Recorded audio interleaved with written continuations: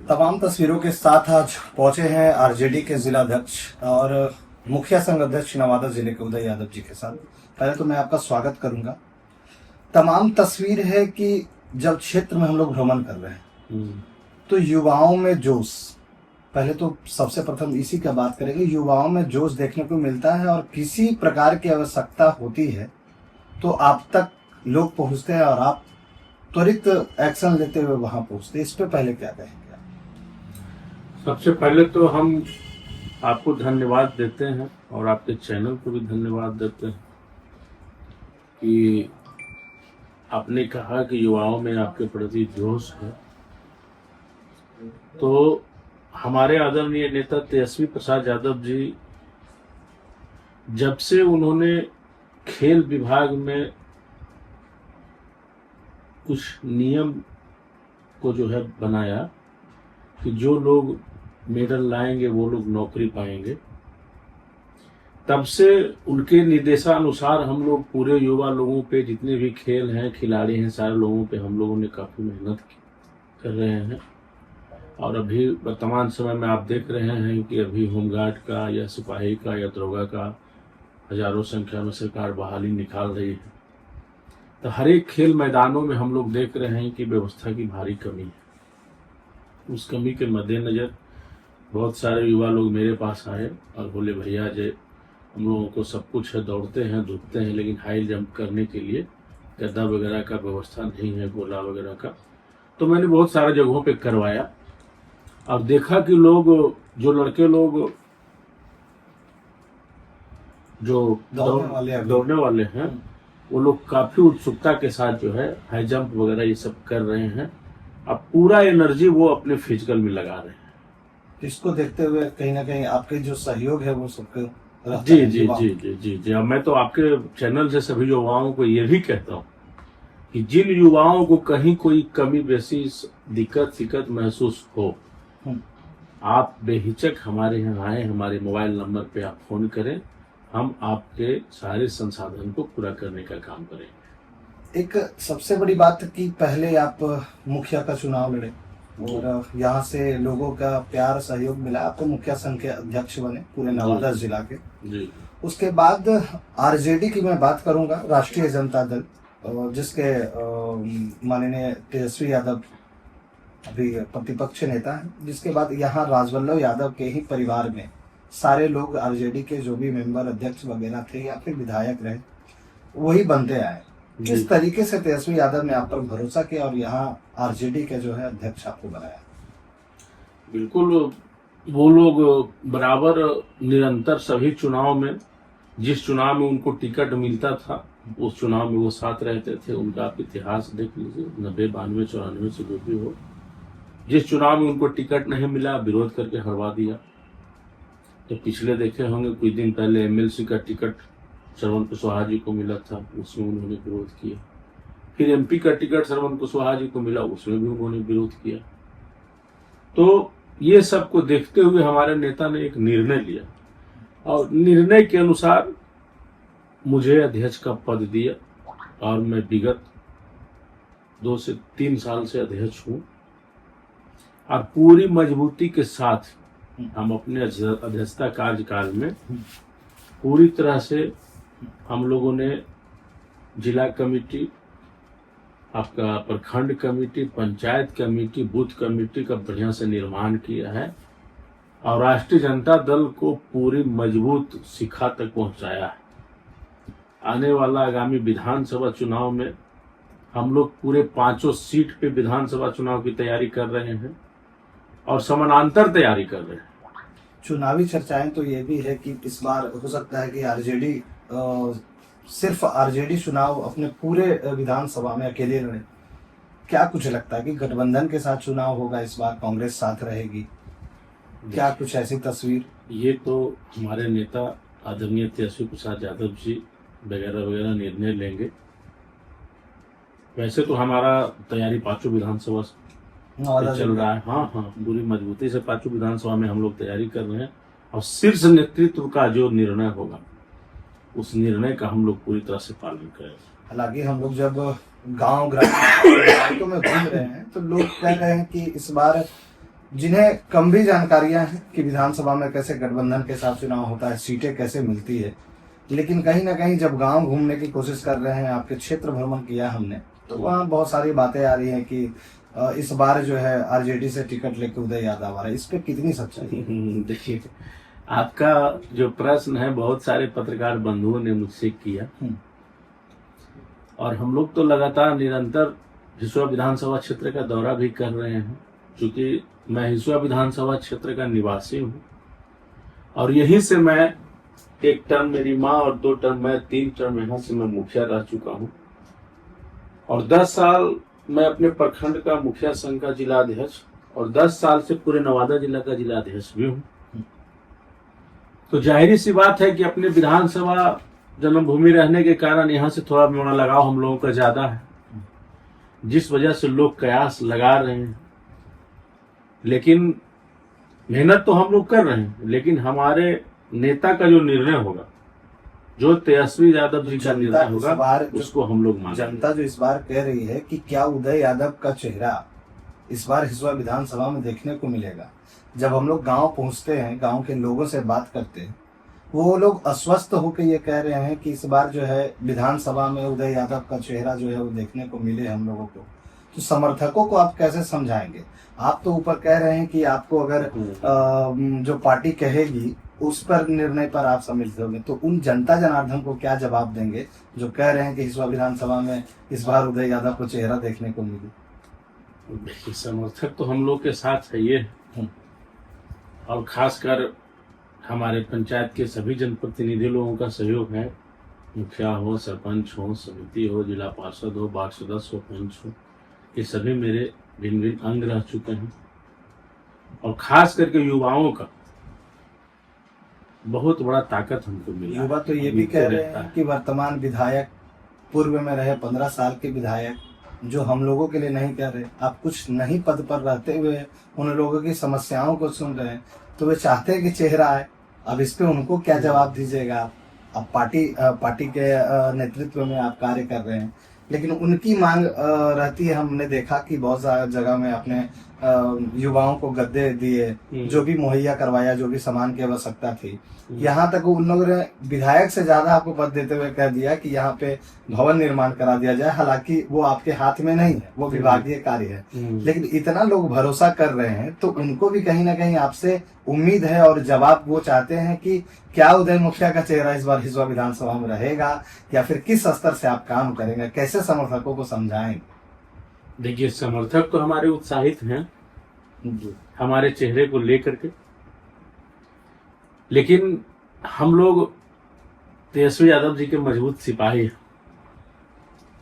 और उनके निर्णयों के अनुसार हम लोगों को चलना है।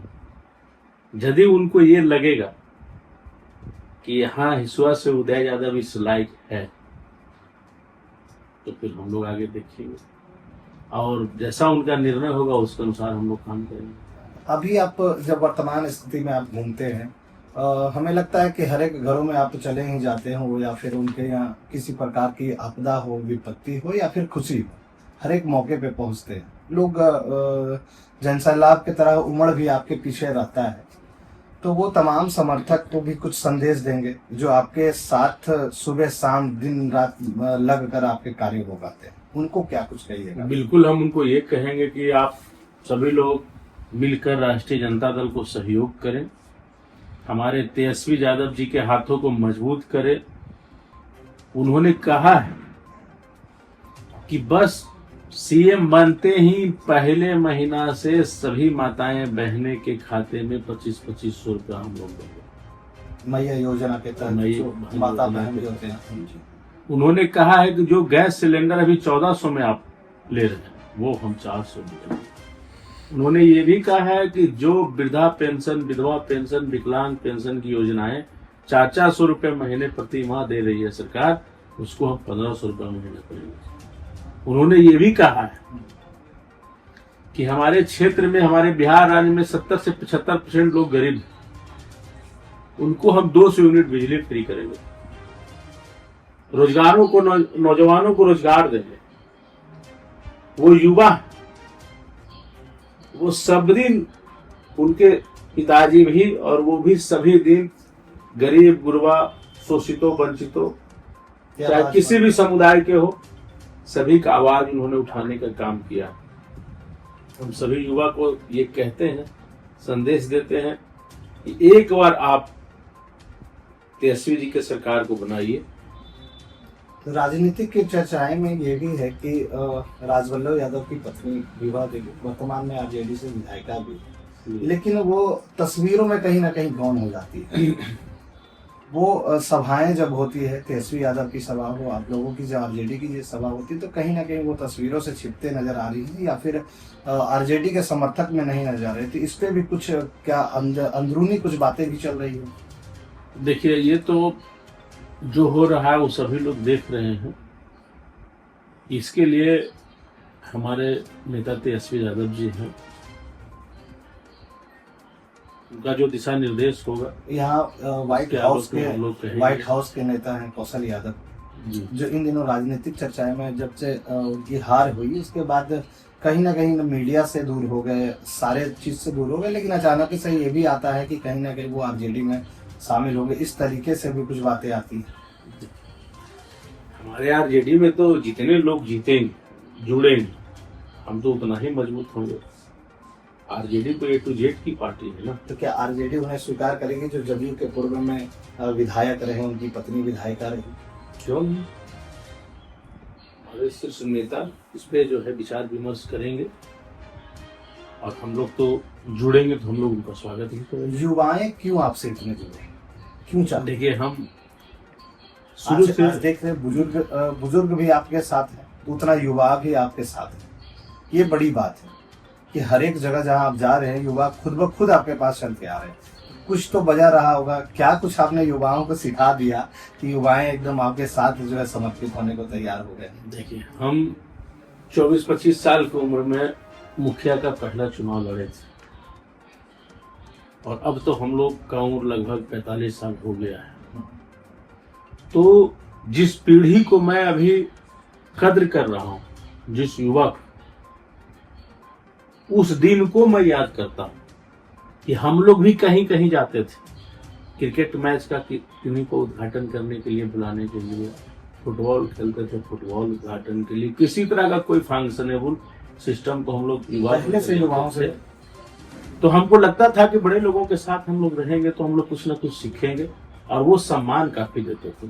तो वो चीज मुझे याद है, वो दिन भी मुझे याद है। और आज मैं 20 साल से राजनीति में हूँ।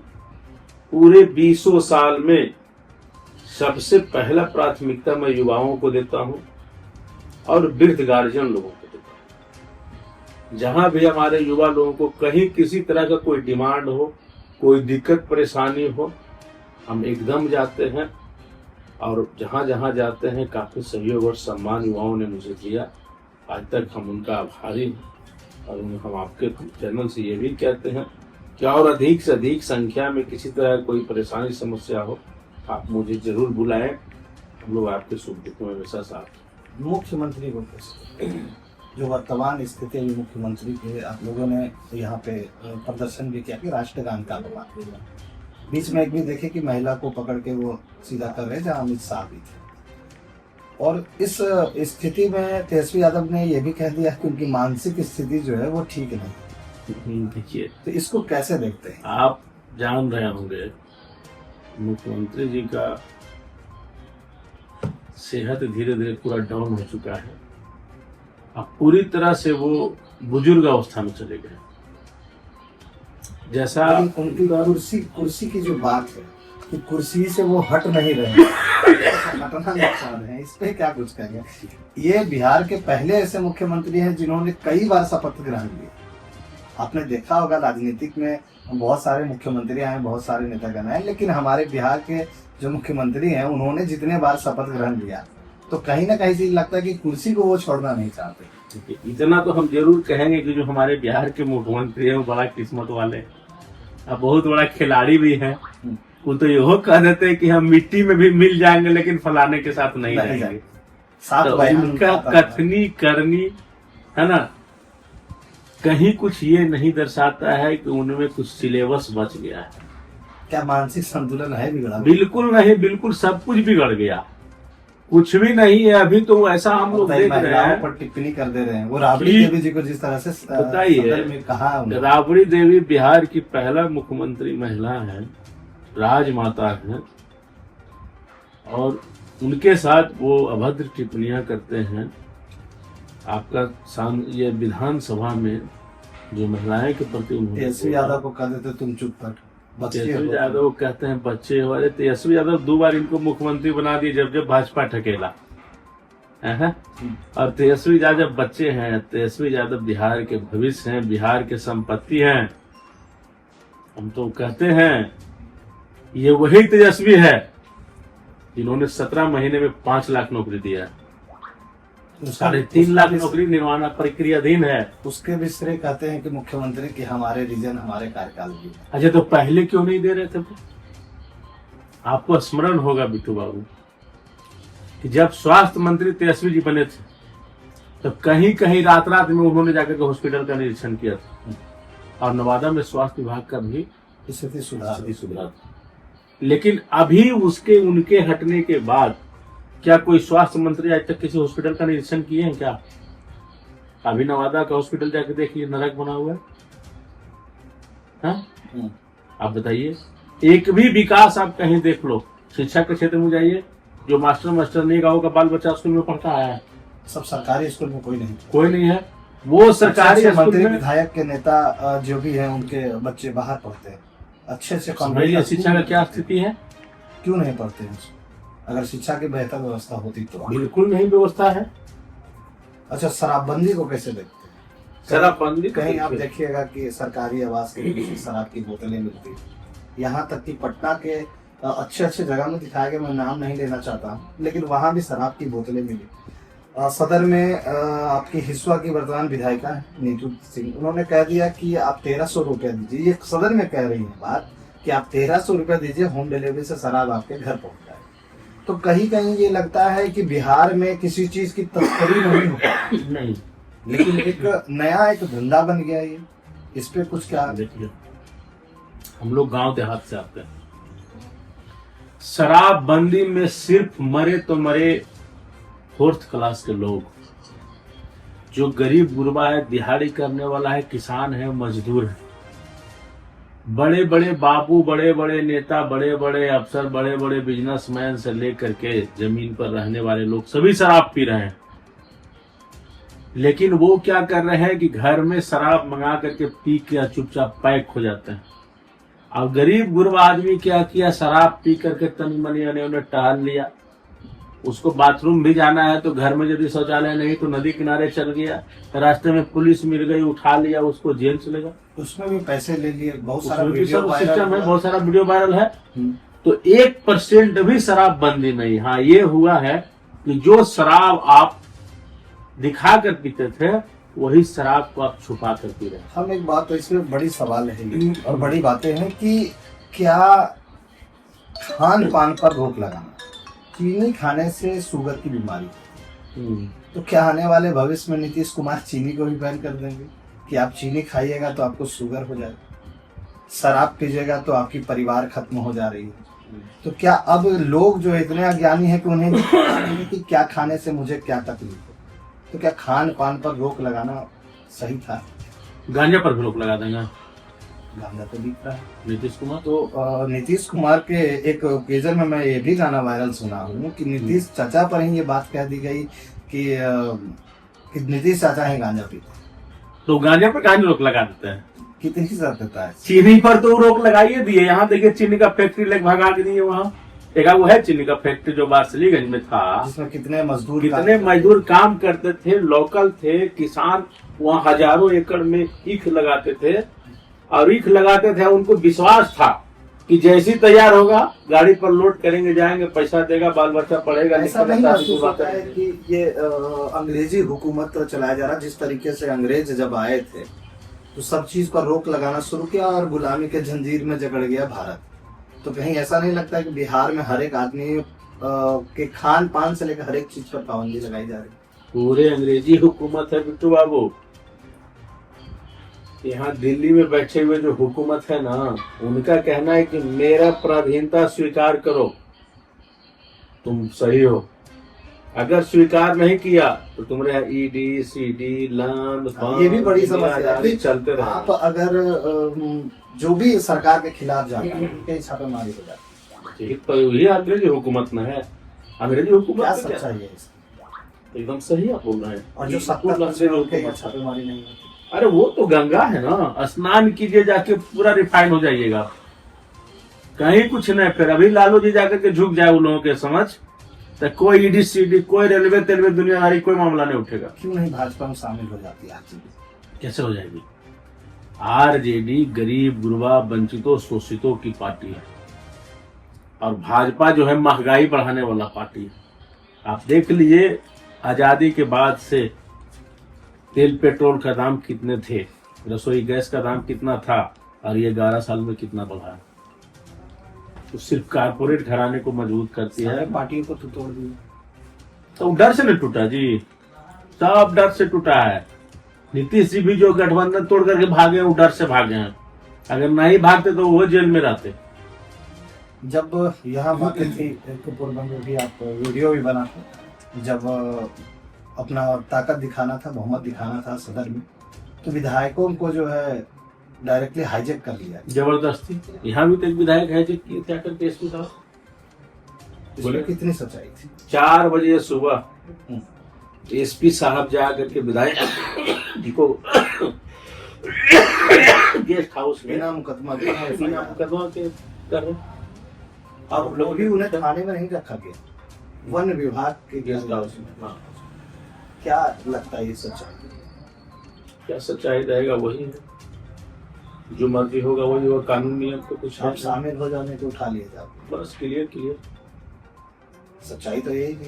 एकदम सच्चाई। हम लोग तो वहाँ गए भी थे, आप पहुंचे। विधायक जी की सुरक्षा में हम लोगों ने हल्ला भी किया था।